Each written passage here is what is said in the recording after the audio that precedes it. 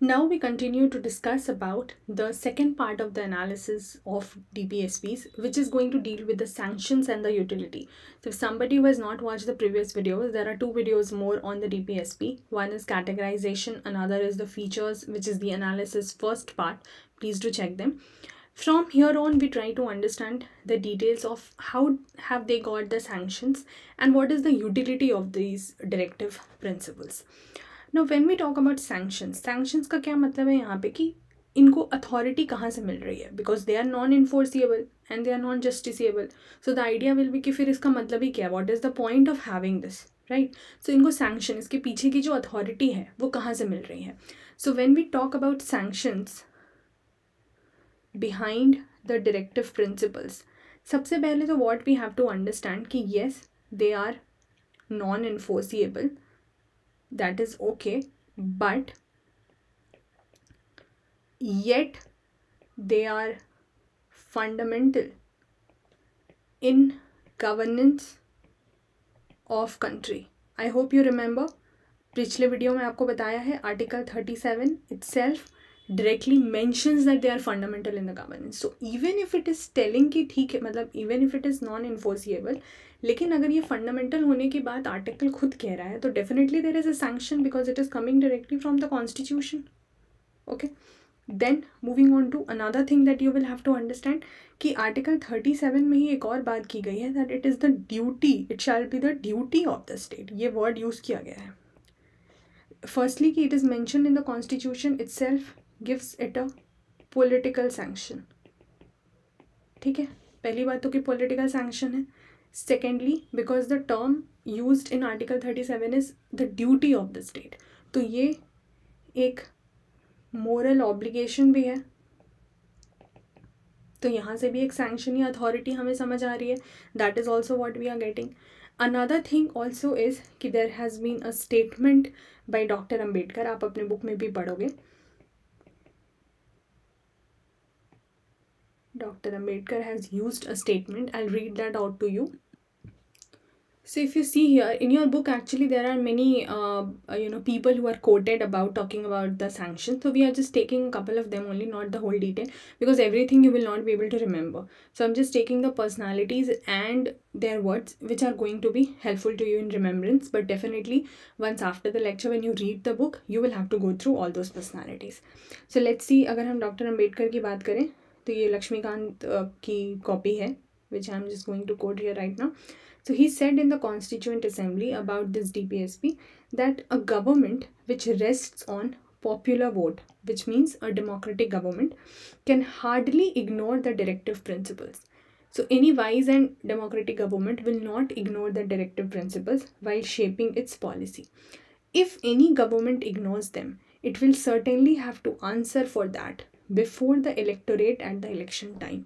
So firstly, that any democratic government should not miss out on these directive principles in formulating the policy, and in case they do that, they will have to answer this to the electorate, which means the people who will be voting in the next election at the election time. So यहाँ से एक sanction आ रहा है. उसके अलावा एक और चीज़ जो है वो आप अगर देखोगे कि डिफरेंट पीपल, जैसे मैंने आपको यहाँ पे बताया, यू विल सी कि सर BN राव ने भी कोई बात कही, तो इनके बारे में हम थोड़े देर में आएंगे. ठीक है, will come to this point slightly later. But अगर आप यहाँ पर देखो, अल्लदी कृष्ण स्वामी अय्यर, उन्होंने क्या कहा? उन्होंने कहा that no ministry responsible to the people can afford light-heartedly to ignore the provisions of this, the articles of this provision, that it has to be adhered to by the ministry or by the government state in that form. ठीक है, इनको apply करना ही चाहिए policy making के लिए. So these are the broader things जहाँ से हम समझ रहे हैं कि जो सैंक्शन है वो आ रहा है. तो डॉक्टर अंबेडकर का जो स्टेटमेंट है आप वहाँ से ले लीजिएगा, जहाँ पे हम बात करते हैं कि अगर कोई गवर्नमेंट इग्नोर करती है तो they will have to answer it to the electorate in the next election. And also Alladi Krishna Swami Iyer ji का जो स्टेटमेंट रहा हमने अभी देखा, that no ministry which is responsible to the people can afford to ignore these directive principles. Then the question will be ki the constitutional makers also understood its significance. They debated that also in the Constituent Assembly. They talked a lot about it, and there is political sanction behind it. There is moral obligation behind it. It is given in the article itself. Then why did the constitution makers make these as non-enforceable? Why did they not make it as justiciable and enforceable as the fundamental rights are? That is a very valid question that can come to anybody. So the question we'll try to understand is that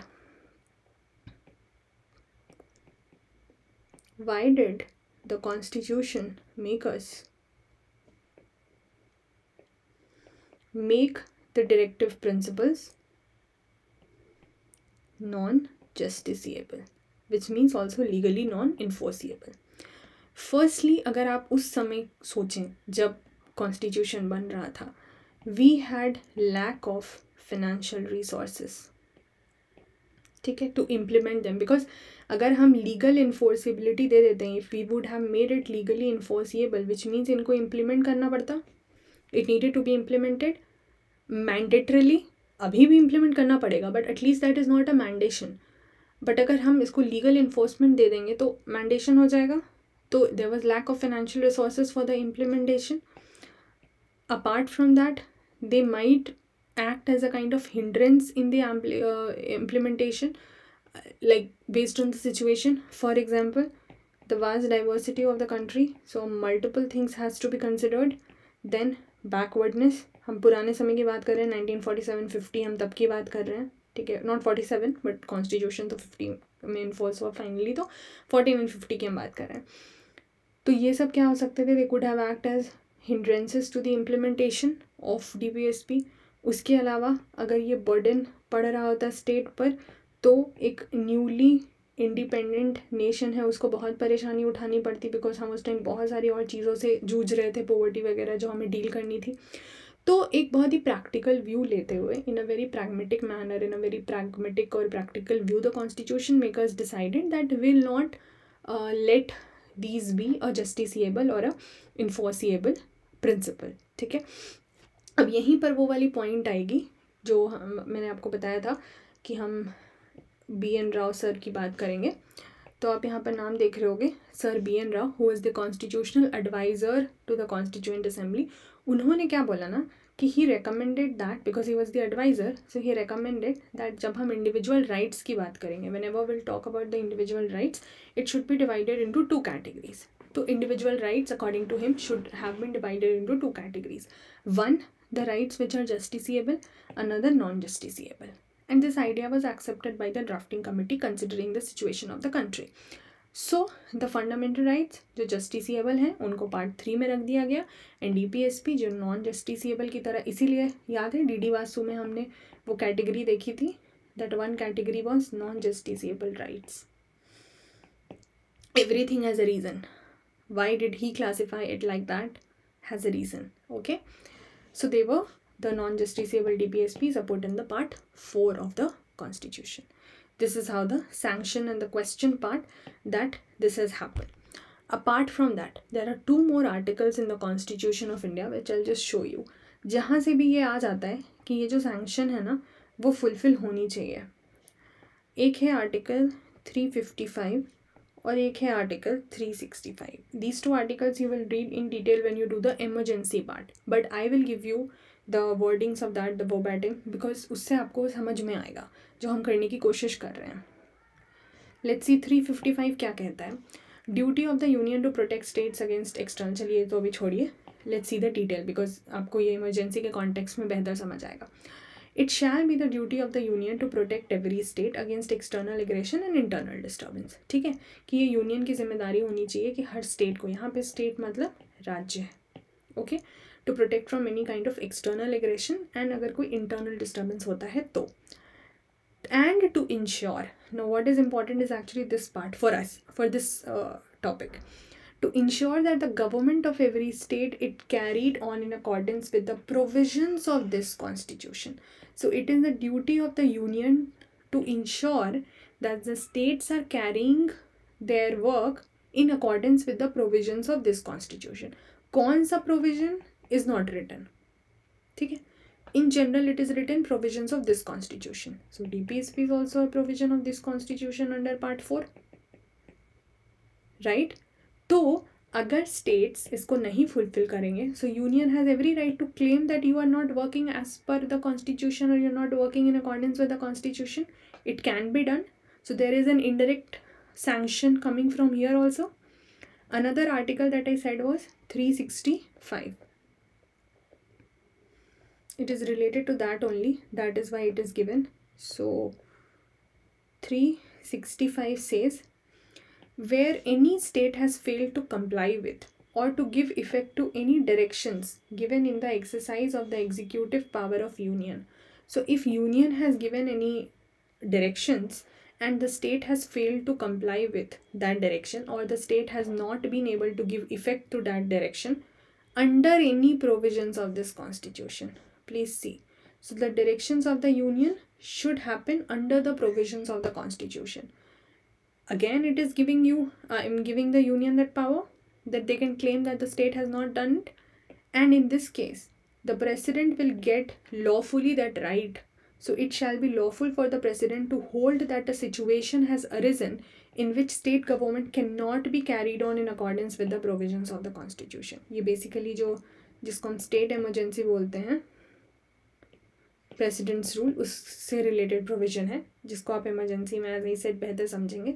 but at least you are understanding that the union will have the power to do so, say that. And in this case, if the president feels, the president can also claim that एक ऐसा situation आ गया है wherein the state government is not able to carry on in accordance with the constitutional provisions, because there is no specific mention of what constitutional provision. It can carry on any constitutional provision, so it includes definitely the DPSPs also. ठीक है, तो इन दो article से भी हमारे पास sanction जो है वो मिल जाती है to the directive principles. So this is, here we understand that yes, DPSP is a part of the constitution and the state, if refuses to do so, can get this done from the union कि आपने काम नहीं करा in accordance with the constitution. So this is about the sanctions. We have to do two things, sanctions and utility. Utility, यहाँ पे जो context है utility का, this would basically talk about the idea that what is, because there are so many legal deficiencies if you talk about in this directive principles, because हमने देखा है कि यहाँ पे नॉन इन्फोर्सिबिलिटी की हम बात कर रहे हैं, नॉन जस्टिसेबिलिटी की बात कर रहे हैं. So despite of so many deficiencies, and why do we still have this, I mean why are they still incorporated in the constitution? Because the constitution is a legal instrument. So the constitution is a legal instrument, but it is having something which has so many legal deficiencies. So why do we have that? Like, what is the utility of having that? So therefore, now to understand this utility part, what we'll try to see is, firstly, कि इनका criticisms हुआ होगा तभी तो फिर हम utility पे समझेंगे ना, कि despite of the criticism why it is still justified to have it in the constitution of India. तो पहले क्रिटिसिजम्स देखते हैं. Many people, the constitutional makers also, many people in the Constituent Assembly, many political enthusiasts, many activists वगैरह, they have questioned this. So there have been certain points of criticism जो हम एक general basis पे लेके समझने की कोशिश करेंगे. Firstly, तो अब तक आपको समझ ही आ गया होगा that it has no legal force. Now see, in the book again you will see कि अगर आप ये वाला part देखेंगे criticisms, you will see कि इसमें हर जगह पे लोगों के जो ओपिनियन है वो सारे दिए गए हैं, हर पॉइंट में ओपिनियन दिए गए हैं. So that you will read कि what they have to say about it. I will just give you the broader points of criticism, making you understand what the core idea is. Personal opinions जो थे लोगों के, that you can read from there. Firstly that it has no legal force, justiciable नहीं है, enforceable नहीं है. So very much idea कि this is just for the name से गिवन इन द कॉन्स्टिट्यूशन, और इसका कोई प्रैक्टिकल इम्प्लीकेशन नहीं दिखता है. Second thing about criticism is that it is very illogically arranged. अभी हमने भी देखा था the first class that we saw, the first class that we did on DPSP, wherein we saw about the criticism, the classification. We have seen कि उनकी category का कोई fixed logic नहीं है. Some was considered under some category, some under some category. So they are very illogically arranged, and there is no as such consistent philosophy on which it is based. Although we have, अब आप बोलोगे कि हमने तो feature में देखा था that there is a philosophy on which it is based, Fabian socialism का, but that is one aspect of it. But overall जो अरेंजमेंट है उसमें कोई कंसिस्टेंट फिलोसफी नहीं है. In the arrangement there is no consistent philosophy. That is another thing that you will have to remember. Next if you see, next criticism पे अगर हम बात करते हैं, that it is very conservative in nature. I mean this is what the critics से. क्यों? क्योंकि इनका ये कहना है कि जो इंग्लैंड में जो इंस्ट्रूमेंट्स ऑफ इंस्ट्रक्शन की हमने बात की थी कि ये तो बहुत ही ज़्यादा उस पर बेस्ड है. You know the problem is कि जब आपने इसको बनाया 20th सेंचुरी में तब तो ये सूटेबल शायद था, but what about its applicability in the 21st century, is it suitable और not? So that is another question. And a very important point of conflict और let's say criticism is the constitutional conflict. ये आपको अच्छे से समझना होगा. So it is telling कि इसके अंदर जो प्रोविजंस हैं that itself is of very conflicting nature. Conflict between home, between centre state, between prime minister president, between governor CM. ये एक है तब तो दूसरा सिमिलरली यूनियन और स्टेट में अप्लाई हो जाता है. So now the question will be कि how they are in conflicting nature. See understand there are certain provisions. अब जैसे क्या है कि अब हमने 2 अभी आर्टिकल्स देखे जहाँ पे center can give the direction to the states. ठीक है, हमने बात करी that the center can give directions to the states for implementation. अब क्या हो जाएगा if the state do not comply, the center can dismiss the state government. अभी हमने पढ़ा 2 आर्टिकल जहाँ पे ये साफ साफ वो बोल देंगे that the state is not working in accordance with the constitution and the president lawfully has the right to do so. तो फिर ये तो कॉन्फ्लिक्ट है. एक तरफ आप जो डायरेक्शन दे रहे हो अगर वो नहीं मान रहे हैं तो आप उनको डिसमिस भी कर सकते हो. तो फिर ये डायरेक्शन देने वाला प्रोसेस का ही क्या मतलब है? सेकेंडली जो president, prime minister and governor CMs के बीच में हो सकता है that let's say there is a bill which the prime minister or the chief minister, if they have the majority, they're trying to get a bill passed which is violating DPSP. But if the president wants, the president also has the power. अगर money bill नहीं है, ठीक है, और भी कुछ criterias होते हैं बिल के, उस पर हम बाद में बात करेंगे. But in general the president has the power और let's say the governor has the power to reject a bill also. तो फिर तो कॉन्फ्लिक्ट हो गया कि एक तरफ वो पास कराने की कोशिश करेंगे, एक तरफ वो रिजेक्ट कर सकते हैं. So that is the conflict they are talking about. But again, then the question is कि despite of so many criticisms, why is it still justified to be a part of the constitution? So here, utility का जो detail है वो हम समझेंगे या फिर justification हम समझने की कोशिश करेंगे. Some of it we have already covered, जो sanctions में जो significance की हमने बात की थी कि सबसे पहले तो ये एक philosophy of social justice देता है. So therefore it is very very important for the constitution and for the people. Secondly, that it has a very great value because यहाँ पर हम economic democracy की भी बात करते हैं, है ना? Because if there is only political democracy, it is of no use without economic democracy. तो हमने वोटिंग का अधिकार तो सबको दे दिया लेकिन इकोनॉमिक इनइक्वालिटी हमारे पास बहुत है, तो there is no point. So we need to have the balance of both of them. उसके अलावा एक काइंड ऑफ सोशल रिवोल्यूशन की तरह ये काम कर सकता है. एम अगर हम देखें तो कि सोसाइटी में मेजर चेंजेस लाने की काम कर सकता है जो ये DPSP है. उसके अलावा ये एक मोरल प्रीसेप्ट्स की तरह काम करता है कि आपको किस मोरल गाइडलाइन में काम करना है for the authorities of state, that वो direction you have to follow. उसके अलावा डेफिनेटली एड टू कोर्ट्स जो हमने फीचर्स में देखे थे वो तो हैं कि कोर्ट के लिए भी एक लाइट गाइडिंग लाइट की तरह काम करता है टू अंडरस्टैंड अबाउट और to implement it in the judicial review. And there are some other important roles also, जैसे हम समझें अगर ये एक स्टेबिलिटी मेंटेन करता है in fact not only in domestic affairs but also in international affairs. Because हमने देखा there is a directive principle which talks about maintaining the harmony internationally etcetera, वो हमने देखा.